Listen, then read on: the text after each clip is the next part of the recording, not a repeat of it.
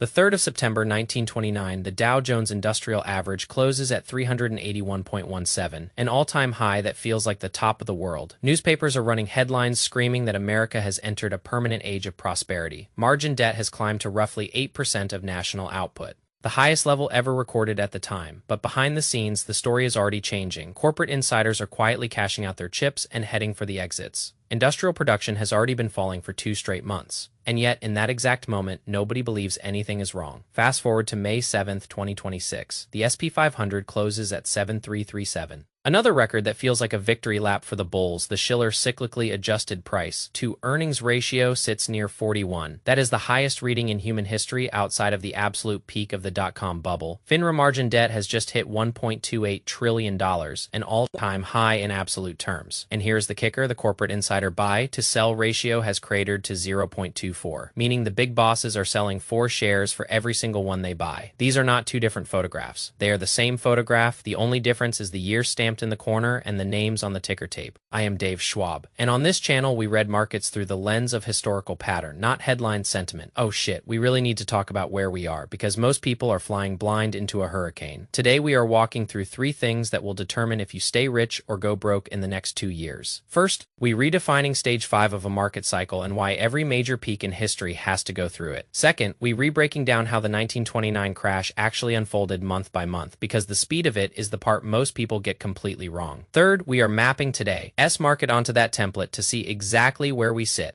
And I am going to give you the practical playbook for what a regular investor can actually do about it. None of this is financial advice. This is pure education for those who want to survive the cycle. Let us go. Markets do not crash in random, chaotic moments. They crash at the end of a 5-stage cycle that has rhymed across 2 centuries of human greed. Stage 1 is the slow, painful climb out of the previous wreckage, where nobody believes in stocks. Think back to 2009, after the housing bust, when Warren Buffett told everyone to buy American and they thought he was crazy. Stage 2 is acceleration, where new technology shows up and pulls real capital in. Cloud computing and AI did this from 2011 through the early 2020s. Stage 3 is the mid-cycle wobble, where something scary happens, but the market recovers fast. The COVID crash of March 2020 was a textbook Stage 3 event that shook the weak hands. Stage 4 is broad participation, where your neighbors and your Uber drivers are suddenly stock experts. This is where index fund inflows explode and crypto is the only thing talked about at weddings, and then we hit Stage 5, the blow-off top. Stage 5 does not mean the market crashes tomorrow morning. It means the foundation underneath the price has already cracked while the house is still standing. The price is rising on nothing but momentum, belief, and borrowed money. But the underlying earnings and the real economy have already started to rot. That gap between the price and reality is the signature of the end. In every major top, 1873, 1929, 1966, 2000, and 2007, the same pattern shows up. Valuations stop making sense. Leverage hits an extreme and the insiders bail. Usually, it takes 8 to 18 months for the price to catch up to the truth on the ground. That is where the smartest investors get their reputation. They see the divergence early and start playing defense. They look wrong for a year, but they look like geniuses for a decade. The financial press always celebrates them late, but I want you to see it while it is happening. Most people have a wildly wrong mental model of what 1929 actually looked like. They picture one bad day, Black Tuesday, and it's all over. It didn't happen that way. It was a slow-motion car crash that took 33 months to finish. In September 1929, the Dow hit that high of 381, and sentiment was euphoric. By October,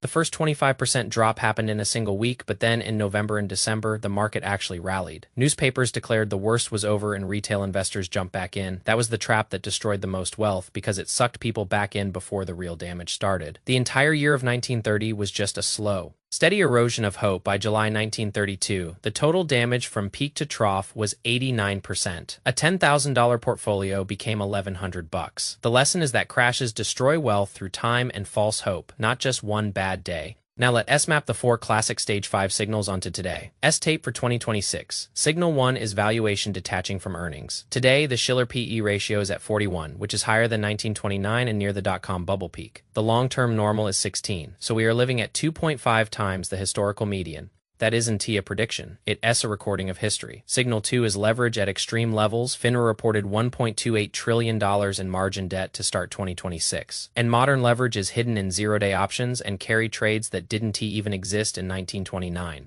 The total leverage in the system is a ticking time bomb that nobody wants to look at. Signal 3 is the insiders running for the exits. In March 2026, the people who actually run these companies were selling nearly 5 shares for every one they bought. One side has the information, the other side has the enthusiasm. History tells you which side wins that trade every single time. Signal 4 is the biggest tell of all. Berkshire Hathaway. As of this year, Berkshire is holding nearly $400 billion in cash and treasuries. That is the largest cash pile in the history of American business. Warren Buffett spent the last 3 years being the opposite of greedy, while everyone else was celebrating. If you want to bet against the most successful investor in history on the question of, is it expensive? Be my guest. But that is a heavy burden of proof to carry. I want you to think about what it feels like to be right when everyone else is shouting that you are wrong. Think about sitting on a mountain of cash while your friends are posting screenshots of their 50% gains. It feels lonely. It feels like you are missing the party of the century. But that is exactly how real wealth is preserved. Real wealth isn't tea made by catching the last 5% of a bull market. Real wealth is made by having the ammo to buy when blood is in the streets. I remember back in 2021 when everyone was buying JPEGs of monkeys and thinking they were the next Picasso. I felt like a complete idiot for holding boring SP 500 funds and even more boring cash, but then 2022 happened and suddenly the idiots were the ones with the solvent portfolios. We are seeing that same movie play again right now, just with different actors. People are leveraging their houses to buy into the latest AI hype cycles.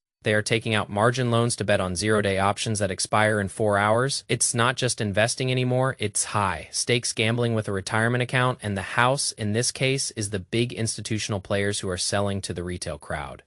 Oh shit. I can already hear the comments section screaming at me that this time is different. They LL say we have more liquidity, we have the Fed, we have technology that 1929 couldn't dream of, and they are right about the tech, but they are wrong about human nature, fear, and greed. Haven T changed a single bit since the first stock was traded under a buttonwood tree. The same dopamine hits that drove people to buy RCA stock in 1929 are driving people into tech stocks today. The same panic that caused the bank runs of the 1930s will be the same panic that causes the digital bank runs of tomorrow. So what does stage 5 actually mean for you, a regular investor? First, stop trying to time the exact peak because you probably miss it and feel like an idiot. Defensive does not mean absent, it means being prepared. I still own stocks, but I am extremely picky about what I own. I am looking for companies with real cash flows, not just potential and vision.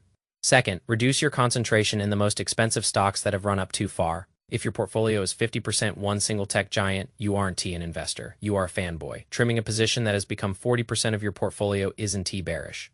It's just good. Hygiene. Third, hold actual cash, not just a line of credit. Real cash is what lets you buy the wreckage when everyone else is forced to sell. I like to keep at least 12 months of expenses in a high-yield savings account or short-term treasuries. That money is my sleep-at-night fund, and it earns a decent yield right now, too. Fourth, avoid leverage like the plague right now. Margin loans and levered ETFs are the instruments that turn a drawdown into a permanent wipeout. If you have $1 million portfolio and it drops 30%, you still have $700K, but if you are levered 2 to 1, that 30% drop wipes you out to nearly zero. That is how the middle class gets destroyed in every single crash. Fifth, have a written plan today for what you will buy when prices are finally lower. I have a list of 10 dream stocks that I want to own at 40% discounts. I check that list every week, waiting for the market to give me my price. The hardest part of investing is what you do at the bottom when everyone is screaming. Putting that plan on paper now while your head is clear is the smartest thing you can do all year. Stage 5 doesn't mean run for the hills. It means be honest about where you are. The market is at a record, valuations are insane, and the smart money is sitting on cash. When all these things line up on the same page, the risk has shifted whether the peak is tomorrow or next year. The playbook stays the same. Reduce leverage, hold cash, and wait for the discount.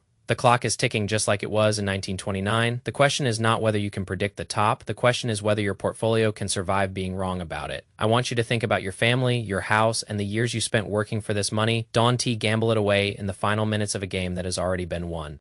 The real winner is NT, the guy who sells at the absolute tick of the top. The winner is the guy who survives to play the next decade. I've seen too many people lose everything because they couldn't stop dancing when the music slowed down. The music is still playing, but it's sounding a bit out of tune, and I don't know about you, but I am moving closer to the exit. Peace and love to everyone trying to navigate this, but you need to be aware of the ground you are standing on. I am Dave Schwab, and this is The Real Investor. I'll see you in the next one. Oh shit, I think the neighbor's dog is finally quiet enough for me to get some lunch.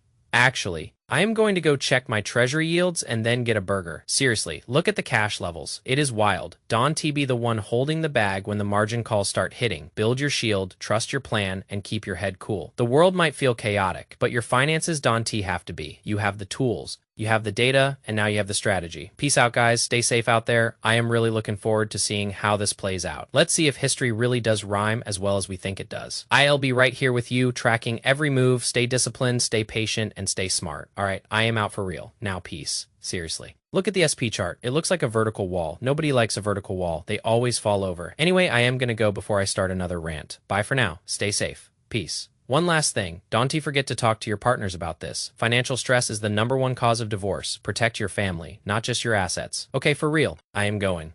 See ya. Peace. Bye, actually. Let me just grab my keys. Peace. Love you guys. Keep grinding, but grind smart. Bye, peace. Seriously, the Schiller P at 41 is just nuts. I can even believe I am saying that. Number out loud, it is like we've learned nothing from history. But hey, that is what makes for good content, right? All right, I am out.